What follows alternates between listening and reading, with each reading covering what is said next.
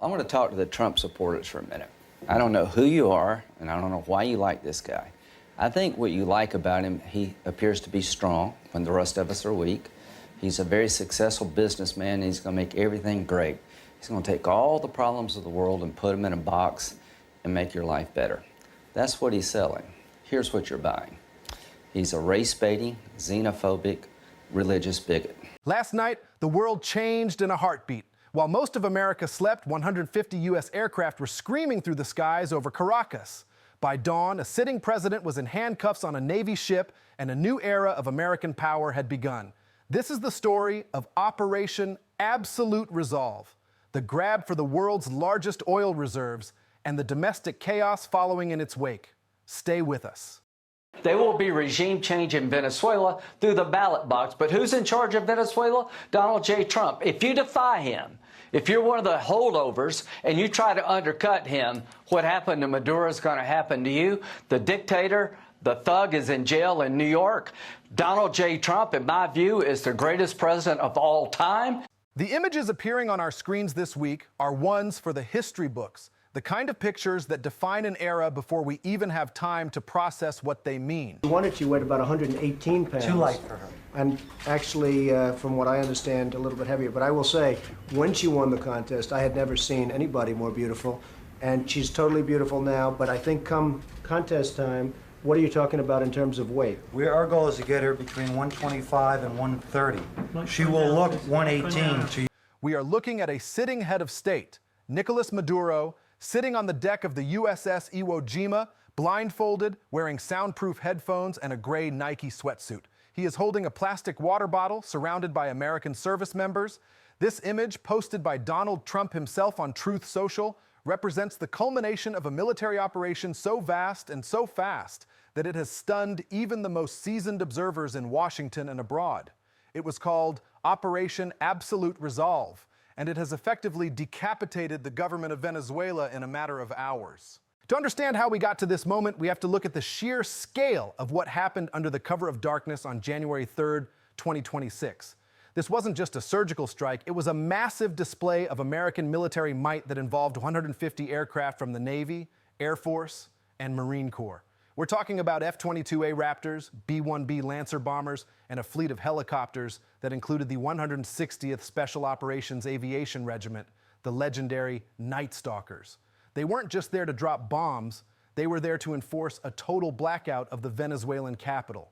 Witnesses in Caracas reported at least 7 major explosions starting around 2 a.m. local time, specifically targeting telecommunications antennas and military bases to blind the Venezuelan defense system.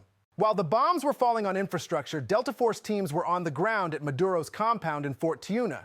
They didn't go in blind. The CIA had been tracking Maduro's every move for months using a source close to the president. The military had even built a full-scale mock-up of Maduro's safe house to practice the raid.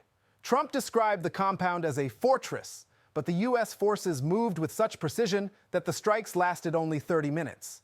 In that short window, Maduro and his wife, Cilia Flores, were captured and whisked away to a waiting jet. By the time the sun came up, they weren't in Caracas anymore. They were being flown toward New York City to face federal narco-terrorism charges. The official justification from the White House is that this was a law enforcement action, a judicial extraction mission supported by the military. Attorney General Pam Bondi announced that Maduro and Flores were indicted for narco-terrorism conspiracy, alleging they were involved in a massive cocaine importation scheme. But as the smoke clears, the conversation is shifting from the charges in a Manhattan courtroom to the raw reality of what this means for the global order. President Trump hasn't been shy about the broader goals here. He has stated plainly that the United States is going to run Venezuela until a transition can be arranged. He has even suggested that the U.S. might send more troops to maintain control, arguing that he has the inherent constitutional authority to do so. The international community is, as you might expect, in a state of shock. The United Nations Secretary General Antonio Guterres has called this a dangerous precedent and warned that international law has been ignored. Legal experts are going even further, calling the raid a violation of the UN Charter and an act of international vandalism. Countries like Russia, China, and Iran have condemned the strikes as imperialist aggression.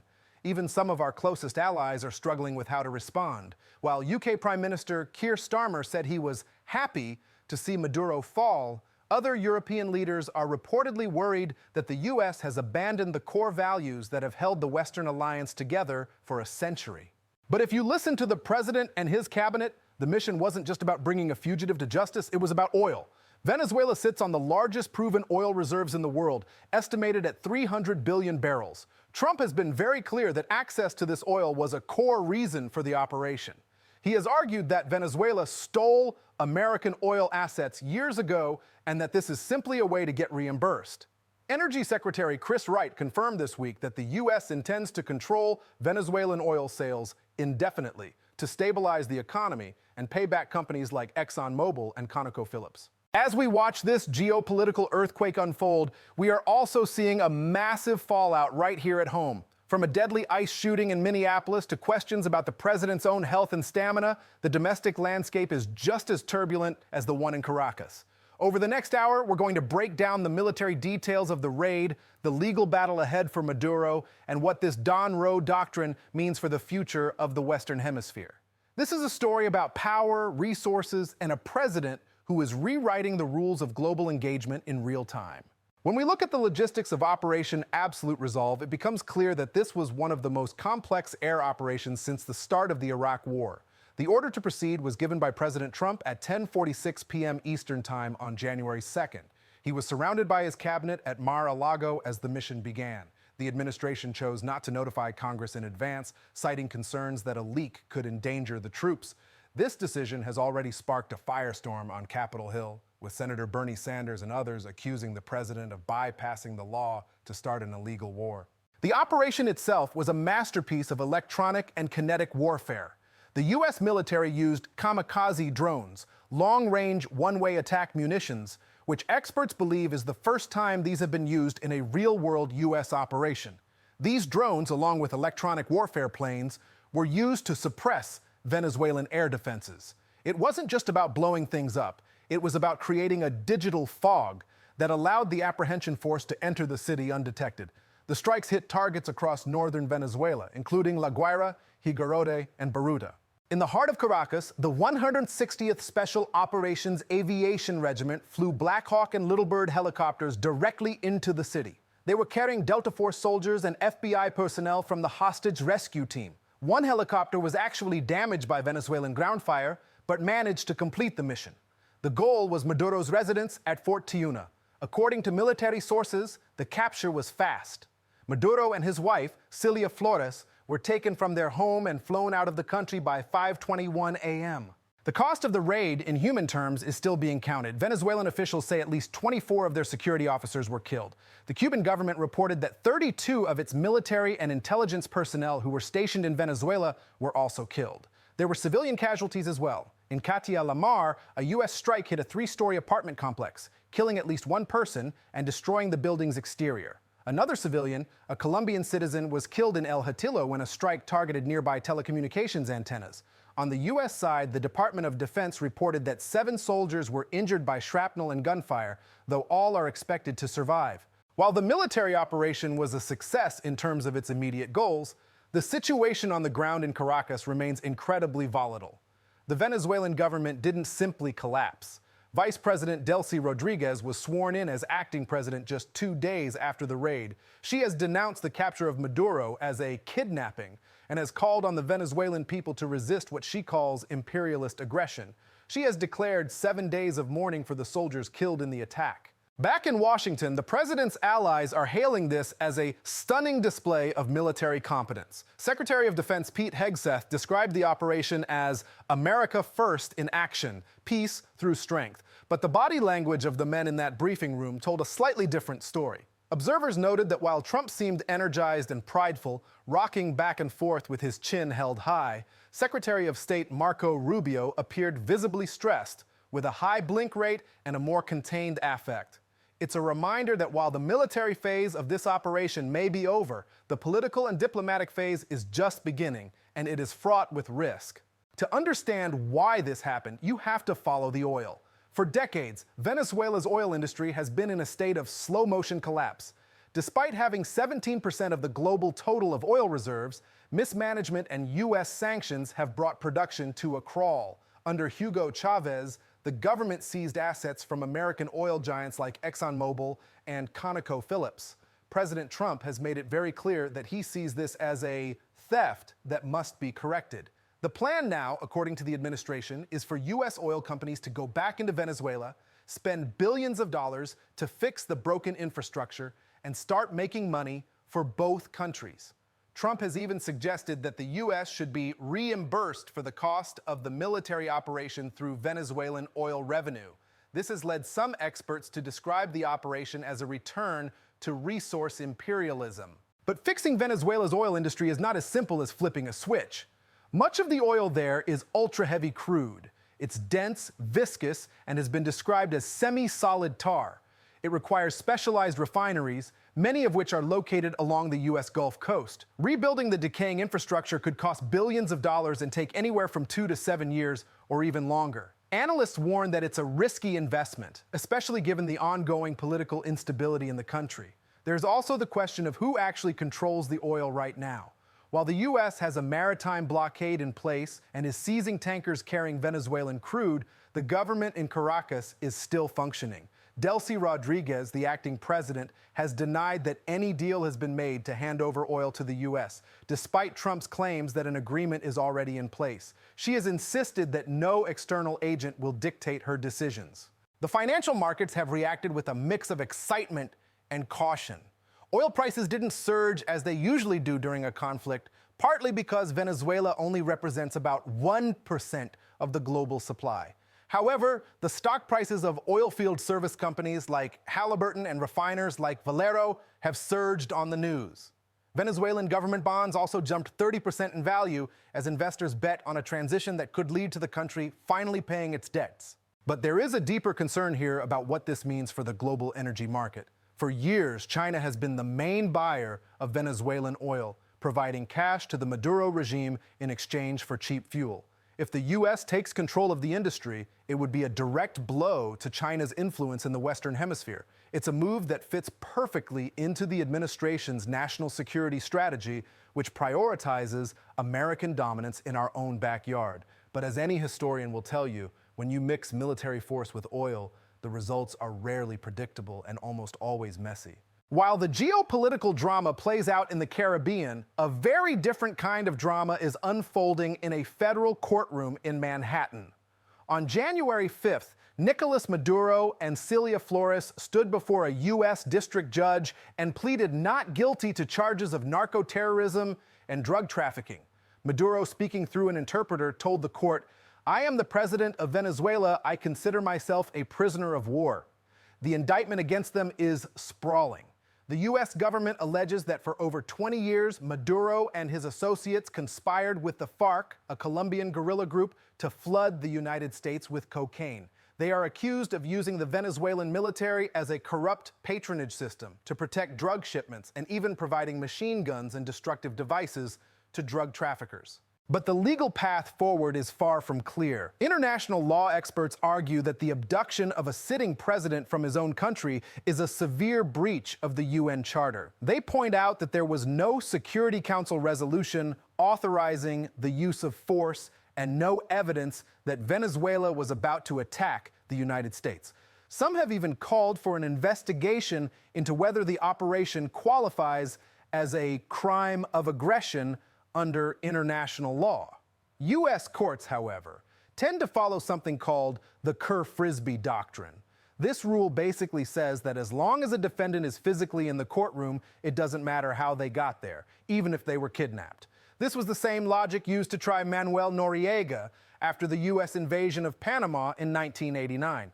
The administration is also refusing to recognize the sovereign immunity that usually protects heads of state from being prosecuted in foreign courts. The defense for Maduro and Flores is likely to focus on these issues of sovereignty and the legality of the capture. Maduro's lawyers are already arguing that he was kidnapped and that the charges are politically motivated.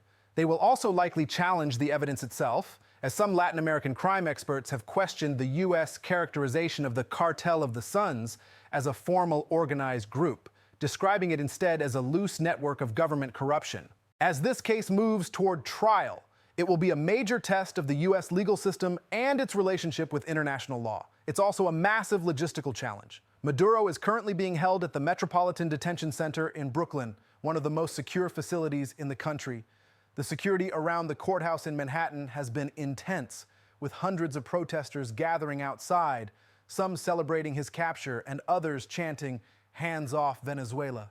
For the administration, this trial is a chance to prove that no world leader is above the law. But for critics, it looks like a case of power kidnapping the law. While the nation's attention was fixed on the dramatic events in Caracas, a different kind of tragedy was unfolding on the streets of Minneapolis, one that highlights a growing concern about the use of force by federal agents right here at home. On January 7th, a masked Department of Homeland Security agent shot and killed an unarmed 37-year-old woman during what was described as an immigration-related operation. The details of the shooting are chilling and have sparked immediate outrage. According to eyewitnesses and video footage, the woman was not even the target of the enforcement action. She was driving a car, apparently got scared, and tried to pull away when the masked agent opened fire. Democratic leader Hakeem Jeffries released a blistering statement calling the shooting an act of depraved indifference to human life and demanding a criminal investigation. The administration's response has been very different. Secretary Kristi Noem has defended the agent, and President Trump posted on social media that the woman was a professional agitator who viciously ran over the officer. However, the mayor of Minneapolis, having seen the video, has called that claim bull, stating that the agent used reckless power that resulted in a death. He has issued a stern message to ICE: get thee out of Minneapolis. This incident has refocused attention on a long-standing culture of impunity within ICE and other DHS agencies. Public records released recently show that between 2015 and 2021, ICE was involved in dozens of shootings that left 23 people dead and 24 injured. Many of these incidents happened in public spaces, including parking lots and traffic intersections. Perhaps most concerning is the fact that many of these shootings involved unarmed victims or occurred during car chases, which technically violates the agency's own policies. Accountability for these agents is incredibly difficult to achieve. The Supreme Court has consistently narrowed the ability of citizens to sue federal agents for civil rights violations. In a 2022 case, the court ruled that if any other remedy exists, even just filling out a complaint form, citizens cannot sue for damages. Justice Sonia Sotomayor, in her dissent, called this clearly ridiculous, noting that it makes true accountability nearly impossible. In Minneapolis, the fallout from the shooting is growing. Protests are planned throughout the area, and local officials are demanding more oversight of federal agents operating in their cities.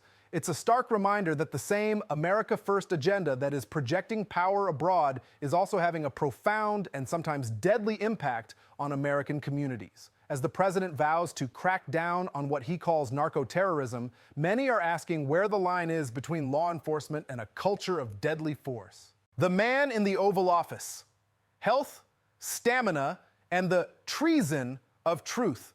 At the center of all these storms, the raid, the oil, the domestic tragedies, is a president who is facing mounting questions about his own fitness to lead. A series of reports in the New York Times has suggested that President Trump's energy and stamina appear to be declining during his second term. According to the Times, he has significantly reduced his public appearances and domestic travel, and there have been several instances where he appeared to fall asleep during cabinet meetings and public appearances in the Oval Office. The president's reaction to these reports has been typical of his second term. He has labeled the reporting seditious and even treasonous. He defended his fitness by claiming he aced a comprehensive cognitive test and had a perfect physical exam. He even went after the reporter personally, calling her ugly both inside and out. On social media and in the halls of Congress, the debate over the president's health has become deeply partisan. His supporters point to his heavy schedule of publicly streamed meetings and his late-night rage posting as evidence that he is as active as ever. They argue that he is being graded on a curve and that any moment of fatigue is being blown out of proportion by a biased media. However, even some of the president's own doctors seem to be concerned. Reports have surfaced that he has had multiple long cognitive exams in front of large panels of experts. Medical experts point out that you don't typically convene a panel of doctors for a routine checkup unless there is a strong suspicion that something is deeply wrong. Critics have also noted that Trump constantly conflates these dementia screenings with IQ tests, when in reality they involve simple tasks like identifying animals or drawing a clock. Body language experts who analyze the president's recent press briefings have noted a fascinating mix of pride and irritability. While he seems energized when talking about military successes, he becomes visibly defensive and irritable when asked about his relationship with Vladimir Putin or his conversations regarding the war in Ukraine. His chin goes down, he shows his teeth more, and he appears to be posturing to show he isn't afraid of dangerous situations. This conversation about the president's health isn't just about his age. It's about the stability of the government itself. If the president is indeed mentally dragging, as some critics claim, who is really making the decisions? Many look to the men standing behind him in the briefing room, Marco Rubio, Pete Hegseth, and Stephen Miller, as the de facto leaders of the administration's most aggressive policies. As we move deeper into 2026, the question of who is truly at the helm is becoming as critical as the policies themselves. The next horizon from Venezuela to Greenland. If you think the capture of Nicolás Maduro was the end of this administration's ambitions, you haven't been paying attention. In the days following the raid, President Trump has already set his sights on new targets. He has signaled an eagerness to apply similar pressure to Colombia, suggesting that a similar operation might be considered to halt cocaine trafficking there. He even took a swipe at Colombia's president, Gustavo Petro, saying he won't stay in power much longer. Petro, for his part, has warned that he is prepared to take up arms to defend his country from U.S. interference. But the most surprising development is the renewed talk of annexing Greenland. What started as a seemingly fringe idea in the first term has now become a stated national security priority. White House officials, including Stephen Miller, have questioned Denmark's right to control Greenland and have stated that using the U.S. military to acquire the territory is always an option. Trump has styled this aggressive new foreign policy as the Donroe Doctrine, a 21st century version of the Monroe Doctrine that asserts absolute American dominance in the Western Hemisphere. The reaction from Europe has been one of deep alarm. Denmark's ambassador to the U.S. has issued a reminder that the two countries are close allies and that territorial integrity must be respected. Other NATO members, including France, Germany, and the U.K., have issued a joint statement supporting Denmark and stressing that Greenland belongs to its people. But in Washington, the message remains clear: the rules are changing. As we look at the map of 2026, it's clear that the world is entering a period of profound uncertainty. The U.S. is now running one country in South America and eyeing another in the Arctic. We have a former world leader in a Brooklyn jail cell and a new administration that is willing to use the most advanced military in history to pursue its commercial and strategic interests. Whether this leads to a new era of American prosperity or a potential for chaos is the question that will define the coming months. For now, the lights are back on in Caracas, but the country is under new management. And as the president himself likes to say, he's just getting started. Thank you for joining us for this special report. We'll be following all these developments as they happen. Good night. Metaphor for understanding. Think of Operation Absolute Resolve like a massive, high-tech renovation of a historic building where the current tenant refuses to leave. The new owner doesn't wait for an eviction notice. They show up at midnight, cut the power, smash through the walls, and haul the tenant away in their pajamas. They tell the neighbors it's all for their protection and to fix the pipes, but the first thing they do is start drilling for the valuable gold hidden under the floorboards. The building is secure, but the structural integrity of the neighborhood's rules has been cracked, and everyone is left wondering whose house is next.